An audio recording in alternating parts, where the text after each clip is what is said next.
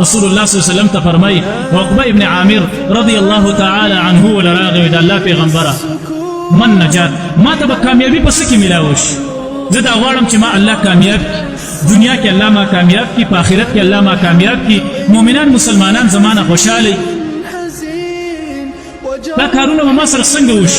رسول الله صلی الله علیه وسلم ورته یو درې نصیحتونه وکړه درې نصیحتونه یو نصیحت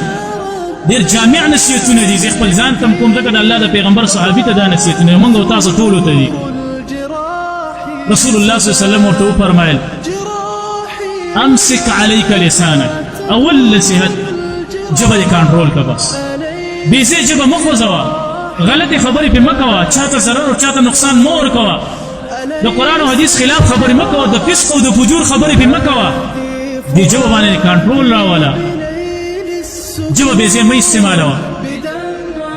دیم نصیحت رسول الله صلی الله علیه وسلم ورته وکړو وليسعك بيتك بیسه د خپل کور نه مروزه بلا ضرورت بهر مروزه هلکه څه کې پردو په لارو په کوڅو کې ناستې کله بازار ته ځې کله یو ځای ته او کله بل ځای ته هېڅ کار دی نه ضرورت خو جدا خبره ضرورت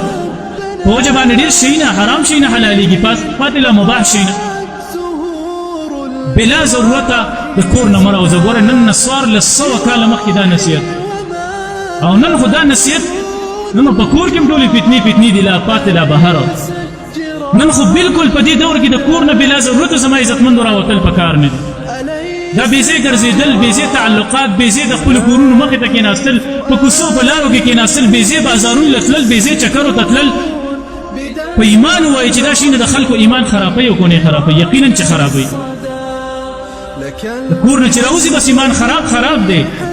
د کور د دروازې نه چې بهر خپه کېږي د کور ګناهونه خو لا پرېږده رسول الله صلی الله علیه وسلم فرمای وليسعك بيتك کور دې د لزې درکړي کور په ځان باندې مه راتنګوي بس ستړي شو یاره او دا زړه نور خراب شو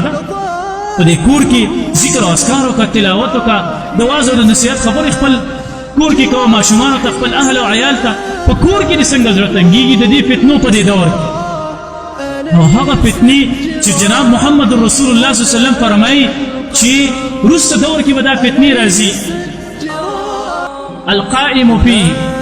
خير من الماشي هغه فتنې القائم فيها خير من الماشي چې کوم انسان ولاړ وي هغه به د روان نه پکې بهتر وي والقاعد فيها خير من القائم کوم انسان چې ناست هغه به د ولاړ نه پکې بهتر وي څومره چې په دې دور کې رسول الله صلی الله علیه وسلم فرمایي په وروسته دور کې راوچت شوي روان شوي منډه دې واله دومره په فتنو کې ډېر اخته کېږي څومره چې په کور کې ناست غلی ناست وي د چا په کارونو کې د کار نه ساتي او د الله عبادت او د الله بندګي دې کوله او په دې ژبه باندې د ښه ویله بس ته کامیاب انسان رسول الله صلی الله علیه وسلم دا نصیحت کړی عقبه ابن عامر ته بل نصیحت زما عزتمندو وبکي علی خطیئتک ګناهونه د نه کېږي د هر انسان نه کېږي په خپلو ګناهونو ژړا پکار یاد وساتئ خپل ګناهونه به مونږ چېرته هم نه یې راوګورئ مونږ به یې کو الله به راله ګورئ یاد ساتلي الله به راله لیکلي الله به راته وایي که مونږ خپل ګناهونه یاد ساتو الله رب العزت به زمونږ د عمل نامونه وران کړي زمونږ د صحیفونه به وران کړي الله به سزا نه راکړي که مونږ ویل چې زه مړه پرېږدی بس دا ټول خلک ګناهونه کوي زه به هم پکې کوم ما لا وړه کړې ده خلک غټ غټ ګناهونه کوي بعضې پکې لا دا خبرې دا وړه ګناه د دې نه غټه ګناهونه جوړېږي د دې نه کبیره ګناهونه جوړېږي خپل ګناهونه به نه یې په خپلو ګناهونو باندې بار بار